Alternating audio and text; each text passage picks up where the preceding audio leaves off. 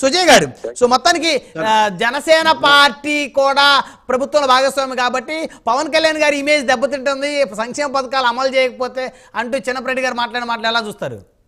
ఎన్ని పెద్ద ట్రాష్ అండి. ఖచ్చితంగా ఈ రోజు పవన్ కళ్యాణ్ గారు కానీ చంద్రబాబు నాయుడు గారిని ఒక సమన్వయంతో ఖచ్చితంగా ప్రజల్లో ఈ పథకాలు తీసుకోబోయేదానికి 100% ముందరకు వెళ్తున్నారండి. ఎందుకంటే ఇది మేము ఇందాక చెప్పినట్టు 60 రోజుల్లోనే 3 పథకాలని జనాల్లోకి తీసుకొని వచ్చి ఇంప్లిమెంట్ చేసింది గవర్నమెంట్. అదే విధంగా ఇప్పుడే సత్య గారు చెప్పినట్టు కూడా ఖచ్చితంగా అభివృద్ధిని అయితే ప్రజలు కాంక్షిస్తున్నారు. ఎందుకంటే ఈ రోజు ఏది 3 పథకాలు ఏమన్నా ఆర్టీసీ బస్సులు ఏమన్నా ఆలోచన రాగానే ఇంప్లిమెంట్ అయినట్టేనా? అయ్యా ఈ కరెక్ట్ ఒక 10 రోజుల లోపల అన్ని జరుగుతాయి. ఆగస్టు 15వ తారీఖు మిగతా 2 పథకాలు కూడా జనాల్లోకి వెళ్తాయి. మీరు చేసిన ఈ రాష్ట్రాన్ని ఏ విధంగా అయితే గందరగోళం చేశారో ఈ బడ్జెట్ అన్నింటినీ సెటరైట్ చేసుకొని ఈ రోజు జనాల్లోకి వెళ్ళే దిశగా పరుగులు పెడుతున్నారు. మీరు గలాన్ని మీ గొంతును ఇచ్చి మీరు జనాల్ని గందరగోళానికి చేసే పరిస్థితులే ఈ రోజు రాష్ట్రంలో ప్రతి వైఎస్ఆర్సీపీ నాయకుడు చేస్తున్నారు. ఎందుకంటే మనం మొదటి నుంచి చెప్పుకున్నట్లు వీళ్ళు ఓర్వలేకపోతున్నారండి. మా స్నేహాన్ని చూసి మీరు ఓర్వలేకపోతున్నారు.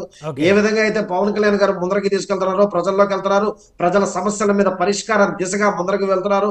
ఖచ్చితంగా చంద్రబాబు నాయుడు గారు కానీ పవన్ కళ్యాణ్ గారు కానీ ఈ రాష్ట్రాన్ని ఏ విధంగా ముందరికి తీసుకెళ్ళాలి, ఏ విధంగా ఇక్కడ కంపెనీలు తీసుకురావాలి, ఏ విధంగా ఇక్కడ ఈ లోటు బడ్జెట్ పోడ్చాలి, ఏ విధంగా ప్రజలకి అభివృద్ధి అనేది చూపించాలి అనే ఒక దిశగానే అడుగులు పడుతున్నాయండి. ఎందుకంటే అదే విధంగా పథకాల విషయంలోనే తీసుకొచ్చుకుందాం. పథకాల విషయంలో తీసుకొచ్చుకుంటే వారు 2000 నుంచి 3000 రూపాయలు చేస్తారన్న పింఛన్ పథకం ఒక సంవత్సరం తర్వాత 250, 250, 250 పెంచుకుంటూ 4 సంవత్సరాలకి దాన్ని 3000 చేశారండి.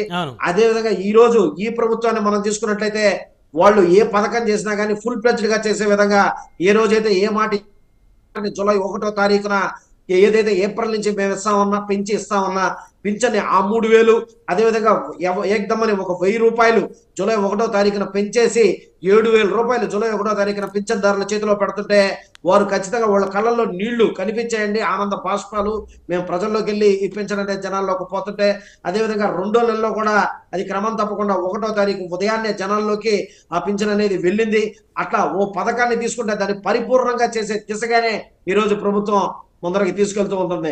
ఈ చూసి ఓర్వలేకే ఇటువంటి మాటలు మాట్లాడుతూ ఉన్నారు కానీ వైసీపీ నాయకులు అంతకు మించి మీరు చేసేది ఏమీ లేదని మనం అనుకుంటున్నాం అండి. బ్రహ్మనాయుడు గారు, మీకు క్రిత ప్రభుత్వం ఏ విధంగా ఉండిందో, క్రిత ప్రభుత్వంలో ఎన్ని ఘోరాలు నేరాలు, ఎన్ని దౌర్జన్యాలు, ఎన్ని దుర్మార్గాలు, ఎన్ని రౌడీజాలు ఈరోజు ఈ రాష్ట్రంలో కనిపించాయో మనం చూసుకుంటున్నాం. అదేవిధంగా దీనికి అలవాటు పడిపోయిన రౌడీ మోకలు కానీ రౌడీజాలు కానీ వైఎస్ఆర్సీపీ రౌడీ నాయకులు కానీ వీరందరూ ఆటలు చెల్లకుండా ఈరోజు ప్రజలకి ఒక సమగ్రవంతమైన పరిపాలన 164 పైచిలకు స్థానాలు ఈ రోజు రాష్ట్రంలో ఈ కూటమికి ప్రజలు ఇచ్చారండి. ఎందుకంటే ఏ విధంగా అయితే మనం 2019లో జాలితో ఒక్క ఓటు జగన్మోహన్ రెడ్డి గారికి వేస్తే ఈ రోజు పగతో 10 మందిని తీసుకొచ్చి ఆ జాలితో ఒక్క ఓటు వేసినాడు, పగతో 10 మందిని తీసుకొచ్చి ఈ రోజు ఓట్లు ఇచ్చే పరిస్థితిలో ఈ రోజు ఈ రాష్ట్రం కనిపిస్తుందంటే ఈ రోజు మనం ఆలోచించాల్సిన అవసరం ఎంతైనా ఉంది బ్రహ్మనాయుడు గారు.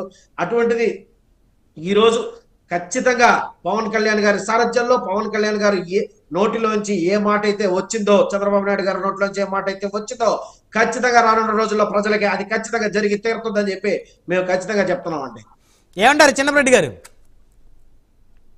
సార్, వీళ్ళు సూపర్ 6ల గురించి మాట్లాడుతున్నారు కానీ జగన్మోహన్ రెడ్డి గారు ఇచ్చిన ప్రతి హామీని నెరవేరుస్తూ సూపర్ 6 జగన్మోహన్ రెడ్డి గారు గతంలో అమలు చేసిన ప్రతి హామీని నెరవేరుస్తూ సూపర్ 6లు ఇవ్వాలా. 50,000 కోట్ల రూపాయలు సంవత్సరానికి ఇస్తేనే శ్రీలంక అయిపోయింది, బీహార్ అయిపోయింది అన్నటువంటి పరిస్థితి. ఈ రోజు 1,20,000 కోట్ల రూపాయలు ప్రతి సంవత్సరం ఎక్కడి నుంచి తెచ్చివ్వాలని చెప్పేసి ఉన్న అనుభవాన్ని ఉపయోగించి చంద్రబాబు నాయుడు గారు హామీలు ఇచ్చారో వారికి తెలియాల. ఇచ్చిన హామీని నెరవేర్చమని ప్రజలు అడుగుతున్నారు. ప్రజలు జగన్మోహన్ రెడ్డి గారి పరిపాలనకి ఈ రోజు కూటమి ప్రభుత్వం పరిపాలనకి కంపారిజన్ చేసుకుంటున్నారు. ఈ రోజే అడిగేటటువంటి ఆలోచనలోకి ఇంకా ప్రజలు రారా. ఏదో వాళ్ళు కూర్చున్నారు, వాళ్ళలో వాళ్ళకి అందరూ మాట్లాడుకోవాలి కదా, ఇవ్వాలి కదా పథకాలు అని చెప్పేసి ఇంకా వెయిట్ చేస్తున్నారు. ఆ వెయిట్ చేయడం అనేది దాటిపోయిన తర్వాత ఇదిగో ఈ రోజు జనసేన వాళ్ళు 6 నెలలని మేమేమన్నా వచ్చిన రోజే మొదటి రోజే ముద్ద పెడతామన్నావా అని చెప్పేసి టీడీపీ వాళ్ళు అన్న మాటలు ఈ రోజు నుంచి ప్రజల్లోకి వెళ్తాయి. వెళ్ళిన ప్రజలు అభద్రతా భావానికి గురవుతారు. ఖచ్చితంగా మీరు ఇచ్చిన ప్రతి హామీని నెరవేర్చేదానికి కావాల్సినటువంటి ప్రయత్నం చేయండి.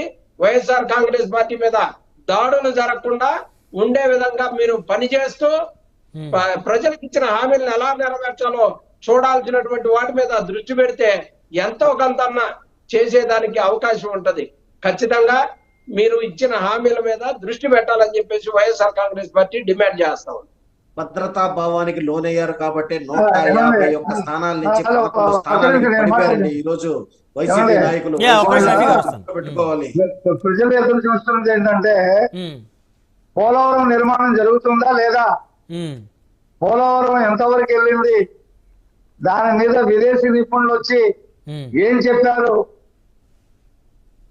ఆ నివేదిక ఏమైంది, కేంద్ర ప్రభుత్వం ఎంత ఇస్తారంది, 12,300 కోట్ల రూపాయలు ఇస్తారని చెప్పి మన బడ్జెట్ లో చెప్పారు.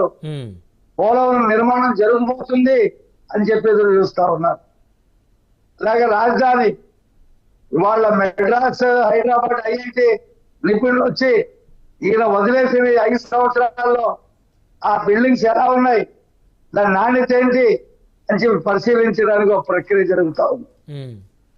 ఒక పక్కన కంపలు పెరిగిపోతే వాటిని క్లీన్ చేస్తా ఉన్నారు. మళ్ళీ సీడ్ యాక్సెస్ రోడ్డుని నేషనల్ హైవే కలపడానికి రైతుల దగ్గర నుంచి భూమి తీసుకుంటా ఉన్నారు. అప్పుడు కాలు అడ్డం పెట్టాడు ఆ రామకృష్ణారెడ్డి, అక్కడ ఉండేటువంటి ఎమ్మెల్యే. ఓ పక్కన రాజధాని నిర్మాణం, రెండో పక్కన రాజధానికి ఒక ఔటర్ రింగ్ రోడ్డు, విజయవాడలో ఈస్టర్న్ బైపాస్, అలాగే ఎయిర్పోర్ట్ కి కనెక్షన్, ఎక్స్ప్రెస్ హైవే కనెక్షన్, 189 కిలోమీటర్ల ఔటర్ రింగ్ రోడ్, పెద్ద రింగ్ రోడ్ హైదరాబాద్ లాగా కేంద్ర ప్రభుత్వం ఒప్పుకుంది. వాళ్ళ డబ్బులతోనే భూసేకరణకి ఒప్పుకున్నారు. అలాగే మచిలీపట్నంలో బీపీసీఎల్ 60,000 కోట్ల రూపాయలతో బీపీసీఎల్ కంపెనీ నిర్మాణం జరుగుతుంది. 25,000 మందికి ఉద్యోగాలు దాంట్లో దొరుకుతాయి. ఇలాగ ప్రతి జిల్లాలో అనేక కార్యక్రమాలు చేయడానికి ప్రణాళికలు రచిస్తా ఉన్నారు. ఒక సంవత్సరంలో ఏమేమి జరుగుతున్నాయో ప్రజలు ప్రతి జిల్లాలో చూసి ఈ వైసీపీ హయాంలో ఏం జరగలేదో, ఈ రాష్ట్రంలో అభివృద్ధి ఎలా పరుగులు పెడుతుందో, రాజధాని నిర్మాణం ఎలా జరుగుతుందో, నిరుద్యోగులకు ఉద్యోగ కల్పన ఎలా జరుగుతుందో, ఇప్పటికే 100 కంపెనీలు అమరావతిలో రావడానికి సిద్ధంగా ఉన్నాయి. వాళ్ళు గతంలో తీసుకున్నటువంటి భూముల్ని చదువులు చేసుకుంటా ఉన్నారు. కంపెనీలు వస్తే పిల్లలకు ఉద్యోగాలు వస్తాయి, ఫ్యాక్టరీలు వస్తే పిల్లలకు ఉద్యోగాలు వస్తాయి. ఈ హయాంలో ఉన్నటువంటి ఫ్యాక్టరీలు, కడుతున్న ఫ్యాక్టరీలు తరిమేశారు. అనేక ఫ్యాక్టరీలు ఇతర రాష్ట్రాలకు వెళ్ళిపోయినాయి. అందరినీ మళ్ళీ రమ్మని చెప్పి పిలుస్తా ఉన్నాం. లీలాండ్ కంపెనీ రాబోతా ఉంది. సమయం లేదు రఫీ గారు, ఒక సంవత్సరంలో చూడండి ఎన్ని గారు కంపెనీలు పోలవరం గురించి విదేశీయులు వచ్చి పరిశీలన చేశారు అనేది కూడా ఒక పెద్ద వినూత్నమైన ప్రయోగం జరిగినట్టుగానే భావిస్తా ఉన్నారు. మీరు ఇచ్చినటువంటి హామీలని నెరవేరుస్తున్నారో లేదో కానీ ఈ రోజుకి 2 నెలలు కాలేదు, ఆల్రెడీ 30,000 కోట్ల రూపాయలు అప్పులు చేసి రాష్ట్రాన్ని రావణ కాష్టంగా చేసేటటువంటి పరిస్థితిని మీరు చూపిస్తా ఉన్నారు. మీరు 100 కోట్ల రూపాయలు 2019లో సమయం లేదు రఫీ గారు, సమయం లేదు. చిన్నప్పటి గారు చూద్దాం హామీలు ఏ మేరకు, అంటే ఎంత సమయం తీసుకుంటారో అమలు చేయడానికి అనేది కొంచెం సమయం ఇవ్వాలా ప్రభుత్వానికి, వేచి చూడాల్సిన అవసరం కూడా ఖచ్చితంగా ఉంది. సమయం లేదు. ధన్యవాదాలు చర్చలో పాల్గొన్నందుకు సయ్యద్ రఫీ గారు, దుగ్గిశెట్టి సుజయ్ బాబు గారు, అదేవిధంగా చిన్నప్పటి గారు, అందరికీ పేరు పైన ధన్యవాదాలు. మరి ఇది ఇవాళ హాట్ టాపిక్ చూస్తే